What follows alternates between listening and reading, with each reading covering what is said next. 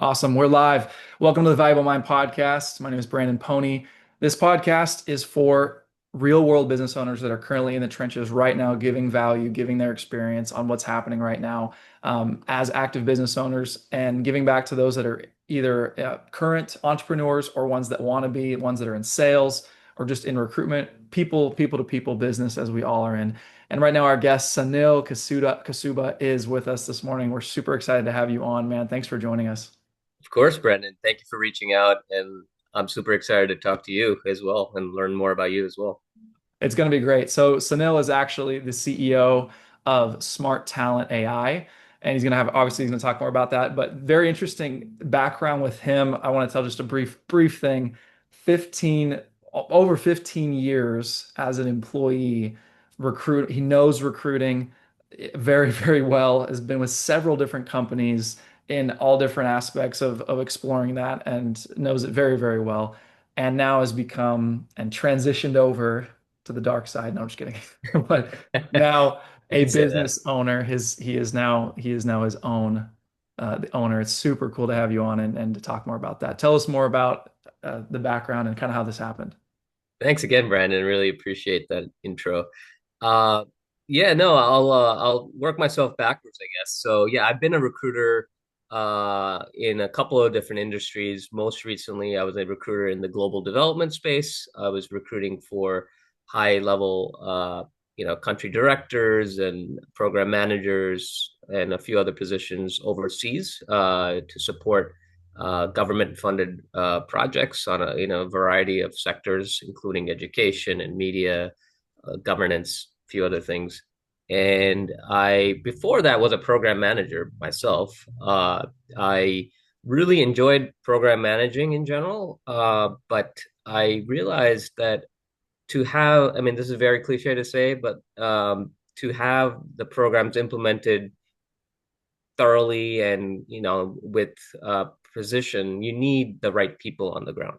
So that's where my head turned to talent acquisition. I was like, I want to be able to help pinpoint who should be implementing projects, get the right people where they can provide the most value for, and make it a rewarding career for them and also for the company that they're serving. So that's kind of my transition from program management to recruiting. And prior to all of that, my previous career, if you will, was in the government. I was there for about 10 years. I was an analyst on the national security side of things, doing cybersecurity primarily. And that's kind of my road over the last 15, 20 years. I've changed a few times, as you can see, and I'm happy to talk more about that.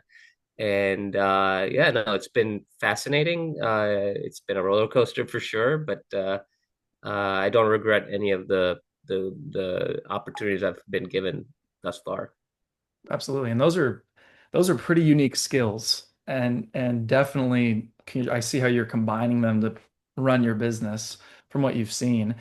So tell us more. Tell us about Smart Talent. So what's Smart Talent doing right now? What's kind of the inspiration behind starting? Absolutely, Brandon. So Smart Talent AI was born, a few months ago, and I have always wanted to start my own business. And this was the year that I decided this is the time to do it. I've, as you pointed out, had different trajectories in my career where I was a program manager, I was an analyst, I was a recruiter. So I was like, what can I do that kind of, blends all of those skill sets, but also crosses the technology uh, passion that I have, and also working in the development space. So I was like, let me start my own thing where I can blend those things, blend my networks. And I started Smart Talent AI, which is a consulting firm focused on AI talent. And we have a three-pronged approach. We work with stakeholders on identifying gaps, and then we co-design solutions with them, and then we implement solutions. So we go about it with those three tiers with our company. And what we do is we work with companies, small to medium sized companies, both in the private sector and public sector, to identify where AI integration makes sense, where AI streamlining of processes makes sense. Uh, Obviously, AI is the big buzzword these days. Everyone is seeing it as a shiny object, right, on the road, including myself. but our main focus is making sure companies are using AI ethically and in a way that makes sense that will return on investment for that company.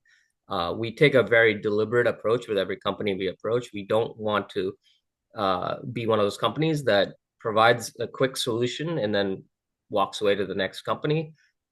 That's why we take a very streamlined approach where we sit down with the stakeholder, identify the solution, co-design the solution with them, and then implement it, and then have a longer term investment and longer term relationship with that company. So that's how we differentiate ourselves. I think we don't bring the solution to them, but we're very nimble and we like to come to the company with a very open mindset and a collaborative mindset at that. Very good. Amazing. Amazing. The recruiting side, because you've been in it for so long, I think that would be most of your career, most of your history. What were some things what were you seeing that was basically done wrong most of the That's a time? Yeah, no, that's an excellent question. So I would say a few things. One thing, and it depends on the industry, right? And most of my recruitment was international focused, but some of it was certainly domestic. And I think a lot of it was miscommunication between candidates and hiring managers. Hiring managers had some expectations, but that wasn't necessarily translated to the candidate. And once the candidate was brought on board, maybe there was miscommunication there with what requirements were needed to be, met once they joined. I saw that happening a lot. When it came to international recruitment, which is what I did most of my career, I would say there was a lot of lack of context, unfortunately, on both sides, but primarily from, home office, which I used to be part of generally in the United States, and there was quite a bit of lack of context as to what needs and what labor was needed in the country that we were trying to help staff. So I think that communication gap led to a lot of recruitment issues in general, and it wasn't anyone's fault specifically. It was just the situation.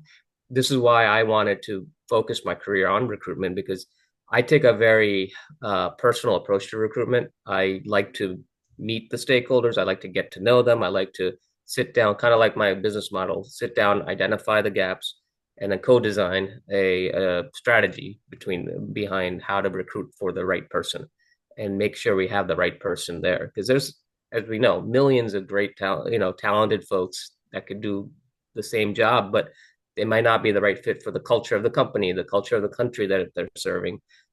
So that's kind of what I've seen as being a major barrier to recruitment in general. And lastly, I'll end with that. I end with this on that question, which is, I think now, hiring managers are getting a plethora of resumes thrown at them. And let's be honest, a hiring manager doesn't have the time in the day to unfortunately review every application with a fresh pair of eyes, which is not fair to the candidate, of course, because Mm, every candidate puts a lot of time into those applications. And it's also on the flip side, not a realistic expectation that the hiring manager is able to view every application with the right amount of scrutiny, right? With the fresh pair of eyes. That's where now I think AI is helping to augment, not curtail recruitment, because I think recruiters and I was one of these too. I was a skeptic of AI and how that plays a role in recruitment, but I've decided to use AI, whether I mean it's here to stay, whether we like it or not at the end of the day. So I want to use, I think recruiters have a massive opportunity now to use AI to augment their processes by being able to sift through resumes, use AI to identify buzzwords, identify, key qualifications and skill sets that then can be shortlisted for them so that the recruiter can then look at a shortlisted number of candidates with, a fresh pair of eyes. I think that'll help improve recruitment in general. And yeah, so those are some of the gaps that I've seen, and that's how I think AI is actually going to help recruitment. And it's an exciting time to be a recruiter, in my opinion. agree, 100% agree. And it's the shifts though, because I mean, obviously those that aren't implementing and that aren't Yeah. adapting, the same strategy. I got caught up in that as one of my mistakes is I was running the same strategy for about 8 years and it was working very well. Our business went, up year over year over year. And about our seventh year is when it actually finally took that turn Mm, because we had to adapt. We had to make some right. changes. So our strategy wasn't started to not work. Yeah. And we worked obviously in a very saturated space at the Mm, time, but we were still able to be very successful. And we mm, knew that pivoting and being nimble was is very, very crucial. One of the advice I got actually just through that process was that you should be doing about 70% of what's working right now and 30% on something new. mm. I like that ratio. And for us, for a while, it was a little out of balance. It was like 95% what's working, and we're just rocking that the whole time. Yeah, understandably, right? But Just printing. It was amazing the process, but yeah, when the second yeah, it stops working, now you're scrambling a little bit to pivot to right, what is. right. Yeah. What what's some advice, being in that this transition obviously is fairly fresh. What's some maybe something you wish you knew when you first started your business? That's a great question. And I've been blessed with friends, family, mentors that have, given me some really good, solid advice regarding starting your own business. So that's helped me quite a bit. But of course, I've made many mistakes. I've learned a lot from my own mistakes.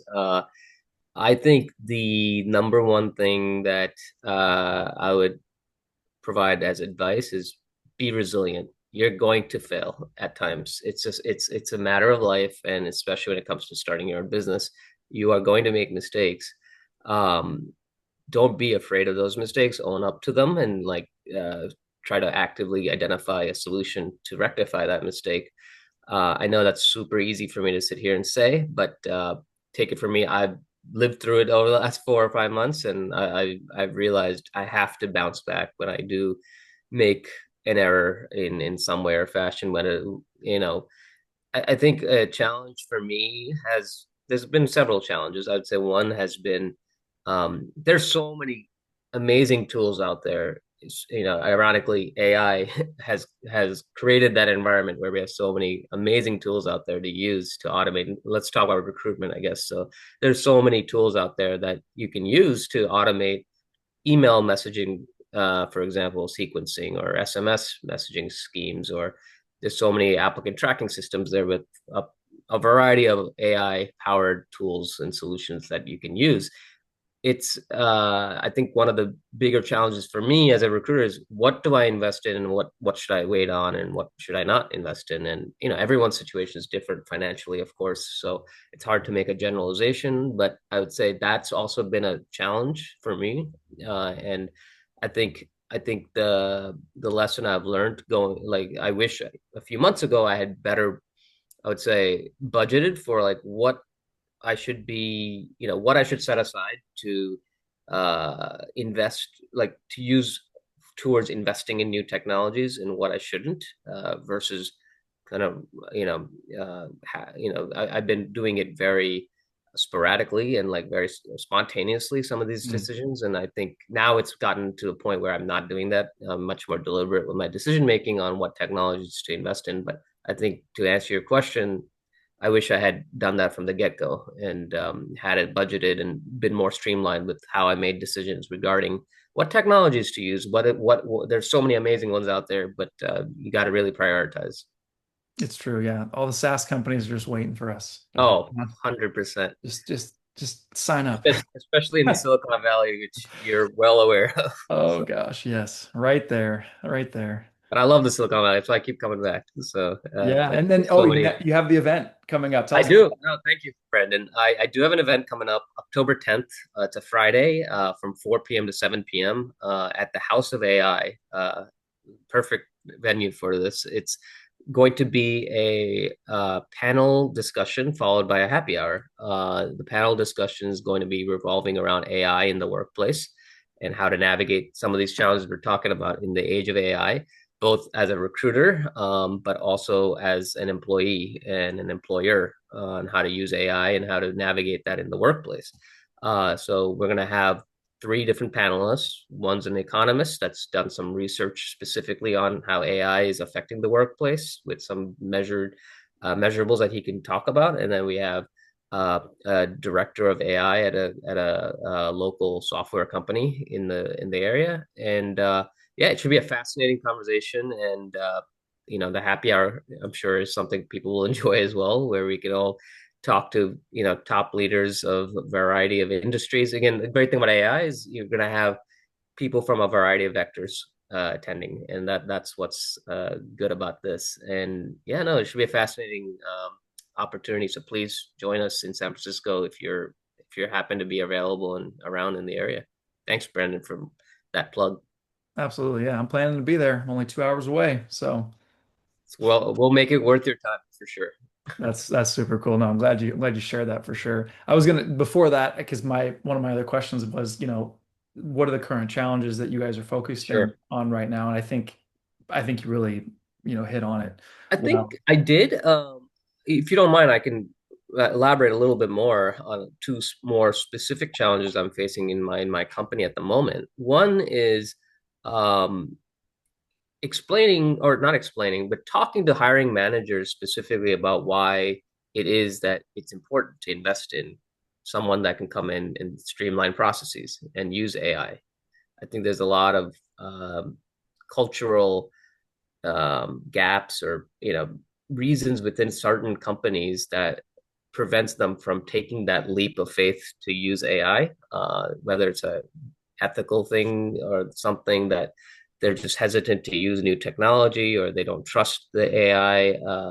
That's what I hear often. And trust mhm. me, these are concerns I had just not that long ago, and learned to embrace it cautiously. I'm not saying go out there and just use every tool out there without trying it out. But so that's been my number one challenge, is talking to hiring managers about why it is a consultant that can come in and help streamline processes is worth their while, and it results in a great ROI potentially. Huge. Huge, exactly. That's my one challenge I've definitely been facing. My second one is, given my model that I mentioned earlier, that we're very nimble and we like to co-design solutions, customize solutions for specific companies. I think some cities and companies that we talk to expect us to come in with a predefined solution and just Mhm. see how. And this is one thing that I'm proud to stick with this model of ours, which is we don't want to come in with a prescribed solution. We come in to understand what exactly needs to be done in your systems to help automate processes to help your company succeed. What are your specific challenges? Not every company has the same challenges, right? Every company Yes. has different dashboards. So that's what we like to do. We want to be nimble, and then based on that specific challenge or challenges that a company cites to us, then we can go to our deep bench of AI consultants. We have machine learning engineers, we have architects, we have programmers, we have project managers, program managers, business analysts, you name it. Then we can, go and identify the right people to provide that specific solution that we think will work for that company. Hmm. So that's been another challenge of ours, to kind of explain why that model is better than coming in with a solution that already exists and then trying to force it down their throat, which sometimes works. I'm not saying it doesn't, but I think we like to be nimble and be able to customize our solutions.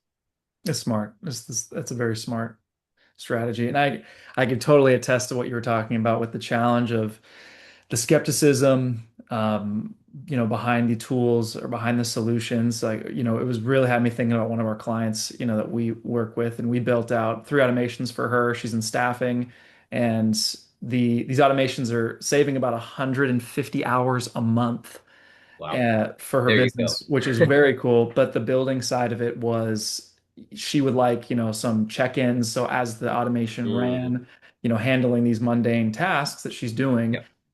there would be a check-in, like an email sent to her saying, hey, we put this together. Does the data look right? Can we send this? Can we proceed?